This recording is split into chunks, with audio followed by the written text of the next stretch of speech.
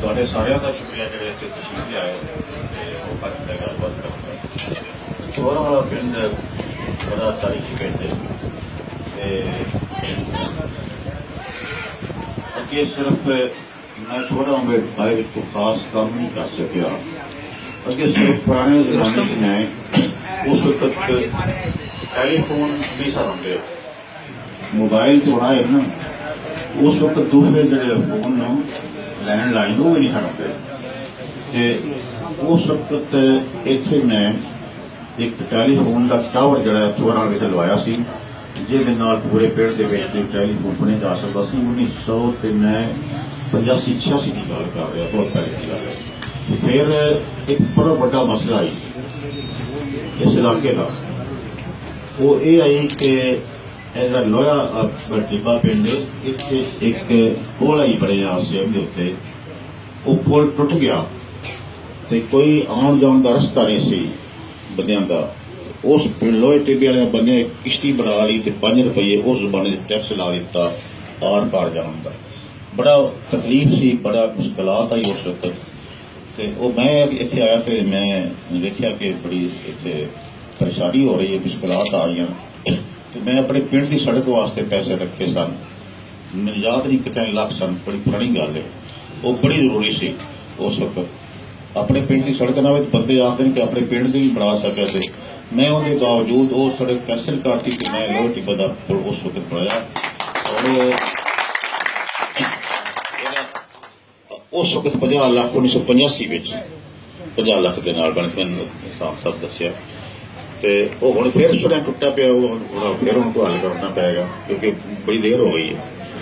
ਤੇ ਦੂਸਰੀ ਗੱਲ ਇਹ ਕਿ ਅਗਰ ਮੈਂ 2013 ਦੇ ਇਲੈਕਸ਼ਨ ਜੋ ਕਾਮਯਾਬ ਹੋ ਜਾਂਦਾ ਨਾ, ਹੁਣ ਉਸ ਨੂੰ 4 ਸਾਲ ਹੋ ਗਏ, 4 ਸਾਲ ਵਿੱਚ ਤੁਹਾਡੇ ਸਾਰੇ ਮਸਲੇ ਹੁਣ ਤੱਕ ਹੱਲ ਹੋ ਚੁੱਕੇ ਹੋਣੇ ਸਨ ਕਿਉਂਕਿ ਉਸ ਵਕਤ ਅੱਲਾਹ ਤਾਲਾ ਕਾਮਯਾਬੀ ਨਹੀਂ ਦਿੱਤੀ। ਹੁਣ ਜੇ ਸਾਲ 1.5 ਸਾਲ ਹੋਇਆ, ਪੂਰੀ ਕੋਸ਼ਿਸ਼ ਕਰ ਰਹੇ ਹਾਂ ਲੇਕਿਨ ਚੋਰਾਂ ਦੇ ਬਾਰੇ ਅਜੇ ਤੱਕ ਮੈਂ ਕੋਈ ਕੰਮ ਨਹੀਂ ਕੀਤਾ। ਅੱਜ ਪਹਿਲਾ ਦਿਨ ਹੈ ਤੁਹਾਡੇ ਕੰਮ ਸਟਾਰਟ ਕਰਨੇ ਨੇ।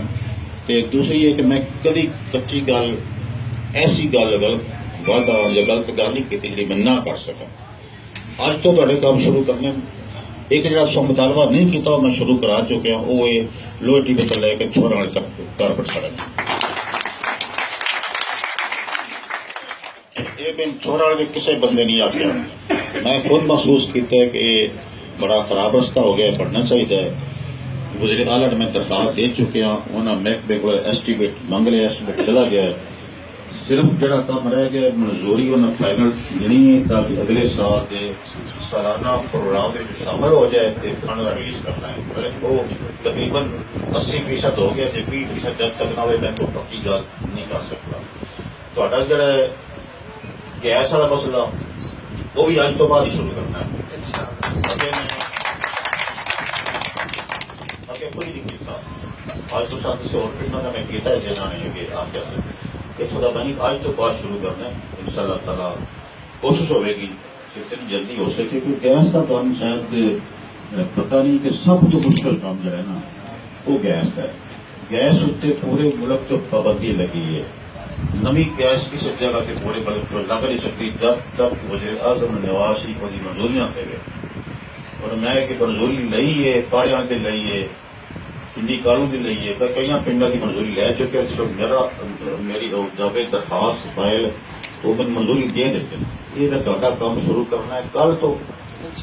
ਉਹਦੀ ਪਹਿਲੋਂ ਮਨਜ਼ੂਰੀ ਉਹਨਾਂ ਕੋਲੋਂ ਸਰਵੇ ਕਰਾ ਕੇ ਮਹਿਕਮੇ ਕੋਲੋਂ ਗੈਸ ਵਾਲਿਆਂ ਕੋਲੋਂ ਫਿਰ ਉਹ ਫਾਈਲ ਕਰਨ ਲਾ ਜਾ ਕੇ ਵਜ਼ੀਰ ਕੋਲ ਜਾਊਂਗਾ, ਵਜ਼ੀਰ ਕੋਲ ਮਨਜ਼ੂਰੀ ਹੋਵੇਗੀ, ਫਿਰ DG ਗੈਸ ਕੋਲ ਹੋਵੇਗੀ, ਫਿਰ ਵਜ਼ੀਰ ਆਜ਼ਮ ਕੋਲ ਹੋਵੇਗੀ, ਫਿਰ ਵਾਪਸ ਆਏਗੀ, ਫਿਰ ਫੰਡ ਜਾਰੀ ਹੋਏਗਾ। ਫੰਡ ਵੀ ਤੁਹਾਨੂੰ ਪਤਾ ਹੈ ਗੈਸ ਦਾ ਕਰੋੜਾਂ ਤੋਂ ਘੱਟ ਹੀ ਲੱਗਦਾ, 20 ਕਰੋੜ 30 ਕਰੋੜ ਦਾ ਫੰਡ। ਲੇਕਿਨ ਮੈਨੂੰ ਉਮੀਦ ਹੈ ਇਨਸ਼ਾਅੱਲਾਹ ਤਾਲਾ ਇਹ ਕੰਮ ਜਿਹੜਾ ਨਾ ਇਹ ਮਨਜ਼ੂਰੀ ਹੋ ਜਾਏਗੀ। ਲੇਕਿਨ ਮੈਂ ਤੁਹਾਨੂੰ ਟਾਈਮ ਨਹੀਂ ਦੱਸ ਸਕਦਾ ਕਿ ਮਹੀਨਾ 2 ਮਹੀਨੇ, ਸਿਰਫ ਮੈਂ ਇਹ ਕਰ ਸਕਦਾ ਕਿ ਮੈਂ ਕੱਲ੍ਹ ਤੋਂ ਇਹ ਕੰਮ ਤੁਹਾਡਾ ਗੈਸ ਵਾਲਾ ਸ਼ੁਰੂ ਕਰ ਦਿਆਂ।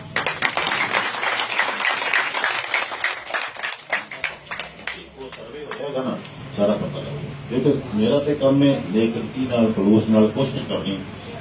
اللہ تعالیٰ کو ہوتا ہے کوئی رزلٹ کی نہیں کرتا، اللہ بہتر رزلٹ دیتا تھا۔ میں ان شاء اللہ امید ہے کہ 1 سال رہ گیا حکومت کو، امید ہے ان شاء اللہ تعالیٰ 1 سال کے اندر اس کو پہلے بھی امید ہے بڑی کہ ان شاء اللہ تعالیٰ جو ہے نا یہ کام ہو جائے گا۔ میں شروع کار تو کرتا ہے ਬਾਕੀ ਤੁਹਾਡਾ ਜਿਹੜਾ ਸਕੂਲ ਹੈ ਇਹ ਤੁਸੀਂ ਮੈਨੂੰ ਦੀ ਉਹ ਦੇ ਦਿਓ ਪ੍ਰਾਇਮਰੀ ਕੋਲ ਲੜਕਿਆਂ ਦਾ ਸਕੂਲ ਹੈ ਅੱਛਾ ਇਹ ਤਾਂ ਤੁਸੀਂ ਮੈਨੂੰ ਜਗ੍ਹਾ ਉਹਦੀ ਪੂਰੀ ਵੀ ਗੁੰਮ ਜਗ੍ਹਾ ਚਾਹੀਦੀ ਮੇਰੇ ਵਾਸਤੇ ਕੋਈ ਗਿਰਦਾਰ ਬਣ ਗਈ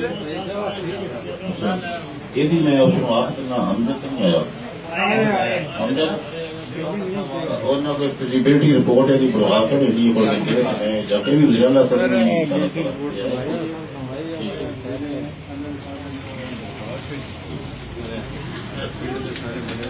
ठीक मैं एक कल ले जाना कोई गवर्नमेंट का ज्यादा मैं कल ऑलरेडी रकबा भी मौजूद है सारा बिल्डिंग भी मौजूद है ये मैं कल ले जाना ठीक मैं समझ सर इमारत भी साढ़े को पूरी मैं कल लाहौर ले जाना ये ਤੁਹਾਡੇ ਕੋਲ ਫੋਟੋ ਕਾਪੀਆਂ ਨੇ ਉਹਨਾਂ ਨੂੰ ਮੈਂ ਆਖਣਾ ਕਿ ਤੁਸੀਂ ਵਜ਼ੀਰਾਲਾ ਸਾਹਿਬ ਮੈਂ ਸਮਝ ਗਿਆ ਉਹ ਭੇਜਣਗੇ ਇਸ ਨੂੰ ਈਡੀਓ ਨੂੰ ਇਹਦੀ ਫਿਜ਼ੀਬਿਲਿਟੀ ਰਿਪੋਰਟ ਸਰਕਾਰੀ ਤੌਰ ਤੇ ਸਾਨੂੰ ਭੇਜ ਦੇ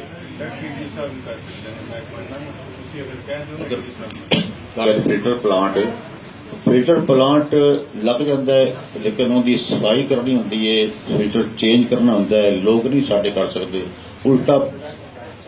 ਉਲਟਾ ਪਾਣੀ ਨੁਕਸਾਨ ਦਿੰਦਾ ਹੈ ਤੁਹਾਡਾ ਪਾਣੀ ਮੇਰਾ ਖਿਆਲ ਹੈ ਕਿ ਨਲਕੇ ਵੀ ਡੂੰਘੇ ਲੱਗੇ ਜਾਣ ਤਾਂ ਵੀ ਨਹੀਂ ਠੀਕ ਆ ਸਕਦਾ ਕਿ ਆ ਸਕਦਾ ਅਗਰ 350 ਕਿਲੋਮੀਟਰ 350 ਫੁੱਟ ਮੀਟਰ 350 ਫੁੱਟ ਤੇ ਪਾਣੀ ਹਰ ਹਲਕੇ ਵਿੱਚ ਹਰ ਪਿੰਡ ਚੋਂ ਸਹੀ ਆ ਰਿਹਾ ਤੁਸੀਂ 350 ਫੁੱਟ ਨਲਕਾ ਇੱਕ ਲਵਾਉਣਾ ਚਾਹੁੰਦੇ ਹੋ 2 ਲਵਾਉਣਾ ਚਾਹੁੰਦੇ 3 ਲਵਾਉਣਾ ਚਾਹੁੰਦੇ ਸੀ ਲਾ ਮਹੀਨੇ ਦੇ ਅੰਦਰ ਕਿਸ ਤਰ੍ਹਾਂ ਲਾ